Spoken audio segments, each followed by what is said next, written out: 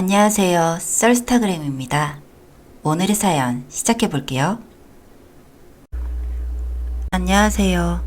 어떻게 정말 사람 상대로 이런 짓까지 할 수 있을까요? 저는 학교 다닐 때부터 친하게 지내던 동생이 있었습니다. 그 동생하고 저는 어릴 때부터 같은 동네에 살면서 초등학교, 중학교, 고등학교까지 같이 나온 사이였죠. 보고 지낸 세월이 길어서 그런지 저희는 언니 동생이 아닌 정말 친자매처럼 가족처럼 지냈어요. 서로의 이야기도 많이 공유했습니다. 저는 후에 대학을 졸업하고 작은 광고회사를 하나 차렸어요. 작은 회사지만 이리저리 광고가 조금씩 들어와서 저희 회사는 작게나마 조금씩 성장할 수 있었죠. 동생은 대학 졸업한 다음에 조그만 식당 사업을 하나 하더라고요. 조립 쪽 학과도 나온 동생이고 해서 식당 사업을 하는 게 잘 생각한 것도 같고 즐겁게 하는 모습을 보니 좋았습니다. 저희는 서로서로의 일을 열심히 해 나가면서 저도 동생 쪽 식당도 광고를 해주고 동생도 아는 사업하시는 분들을 소개해주면서 즐겁게 윈윈해 나가고 있었어요.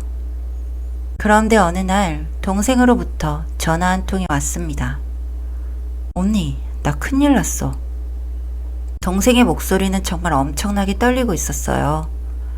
목소리만 들어봐도 뭔가 큰일이 일어난 것만 같은 직감이 들었습니다. 무슨 일이야? 한번 말해봐봐. 동생의 목소리는 계속해서 떨리고 있었고 우는 것인가 훌쩍이는 소리도 들렸습니다. 자세히 들어보니 동생이 빚을 제대로 못 갚아서 식당이 다른 사람에게 넘어가게 생겼다고 하더라고요. 앞으로 어떻게 해야 하냐고 하는 동생. 다른 사람이 본인 식당을 다 망치게 생겼고 몇 년을 투자해온 건데 하루아침에 이렇게 실직자가 될 수 있냐고. 그리고 더 최악인 것은 동생이 빚이 생기면서 주변 사람들도 혹시 본인에게까지 손 벌릴까, 같은 자영업자인데 힘들까봐 등을 돌렸다는 것이었어요. 정말 당장이지 안 도와주면 큰일이 날 것 같다는 생각에 저는 동생의 계좌로 당장 돈을 빌려주었습니다. 덕분에 살았다는 동생이었죠. 저는 그리고 동생을 저희 회사에서 외부 업체들을 연결해주는 밑에 직원으로 들어오겠어요. 워낙 발도 넓었고 언변술도 있는 동생이라서 일을 금방 잘하더라고요. 언니, 오늘은 저기 A구역 업체들 홍보문이 들어왔고 이렇게 저렇게 해나가면 될 것 같아. B구역에서도 몇 개 들어오기는 했는데 B구역은 워낙 사람들이 많이 안 가는 곳이다 보니까 좀 신경 써서 해야 할 것 같고.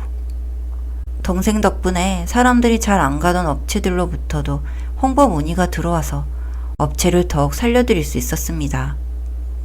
동생은 금방 일을 잘해서 승진도 빨리 할 수 있었죠. 처음에는 하던 외식 사업이 망해서 제 밑으로 들어온 운 좋은 낙하산이라는 인식이 있던 동생은 일을 잘하니까 회사에서 일 잘하는 능력 있는 사람이라는 인식이 점점 생겼어요. 금방 팀장, 과장, 차장, 부장까지도 올라왔죠.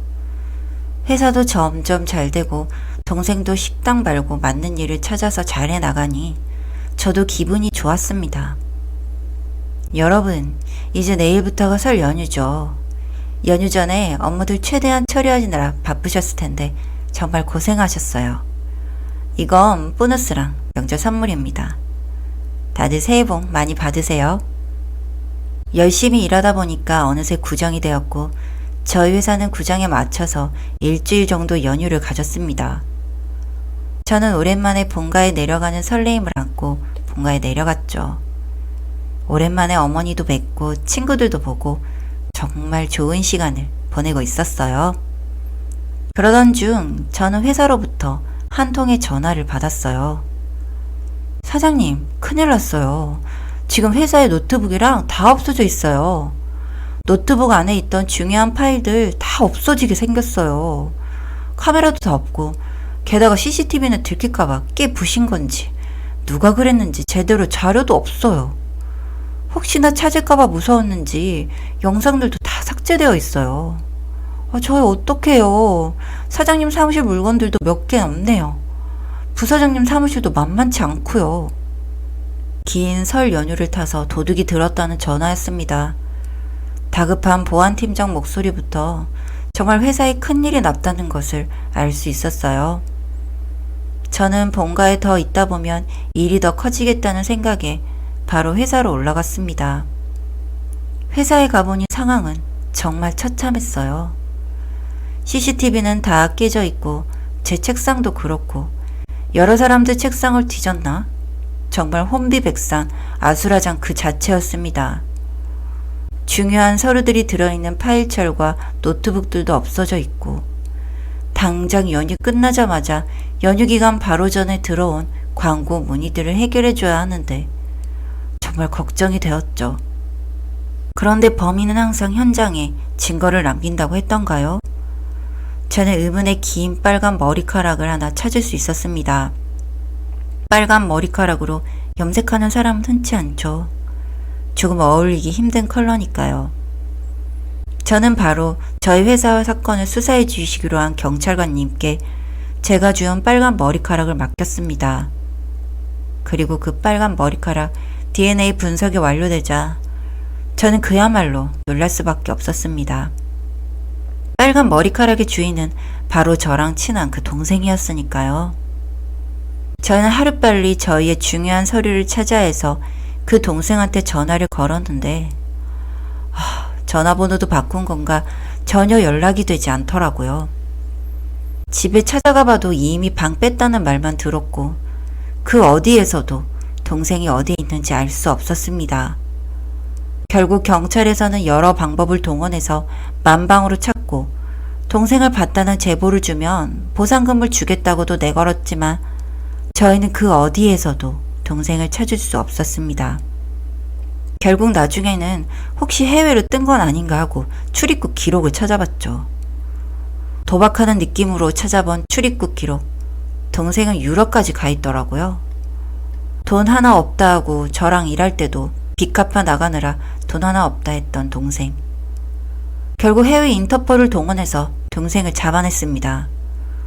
동생을 잡는 동안 저희는 업체에게 일 처리가 왜 그 모양이냐고 혼나고 노트북도 새로 구비하고 정말 정신이 없었는데 해외 인터폴로 잡은 동생은 저희의 노트북들도 다 팔고 해외에서 또 식당이랑 광고 사업으로 아주 잘 먹고 잘 살고 있더라고요. 정말 피가 거꾸로 솟는 기분이었습니다. 전 이 동생을 정말 친동생이라고 생각하고 잘해줬는데 저희 회사 자금까지 가지고 이렇게 해외로 튄다는 게 말이 되는 것인죠. 하지만 동생은 이 사실 하나를 모르더라고요. 제가 그동안 광고회사를 하면서 참 다양한 분들을 만났고 그에 저를 도와주실 수 있는 분들이 많다는 것을 말이죠. 저는 일단 해외에도 금융지사가 있는 분을 통해서 동생 사업에 대한 찌라시를 만들어갈 수 있었습니다. 외국 사람들도 루머를 참 좋아해서 그런지 루머가 참 빨리 돌더라고요. 또한 저희 회사 리뷰어분들을 동원해서 조금은 유치한 방법이지만 동생의 식당과 결합해서 운영하는 리조트에 안 좋은 후기와 별점 테러도 해줄 수 있었죠.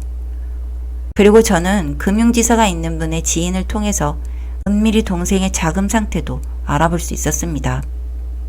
자금도 얼마 없으면서 동생은 절대 본인을 못 찾을 거라 생각했는지 유럽까지 가서 잘 되지도 않는 사업을 잘 되는 척, 있는 유럽 여자인 척 생활을 하고 있던 것이더라고요. 정말 괘씸한 생각이 들었습니다. 노트북은 절대 찾을 길이 없고 저는 수사관님과 함께 바로 제 물건에 대한 도난죄와 함께 저희 회사 돈 횡령죄를 물었습니다. 사실은 한국에서 사업을 하다가 범죄를 지어 해외에 도피하러 온 사람이고 정말 친했던 사람을 등쳐먹은 사람이라고 동생은 근처에 다 소문이 났어요. 지금은 아주 그지 깽깽이가 된 것 같더라고요.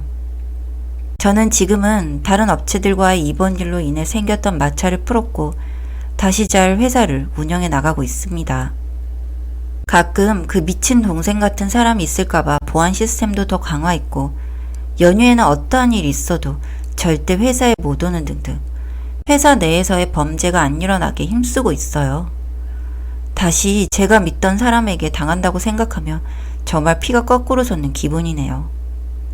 사업 쫄딱 망했다고 해서 뒤에서 챙겨줬더니 제 돈도 다 가져가고 저 회사 중요한 자료랑 노트북 등등도 빼달리고 팔아넘긴 동생.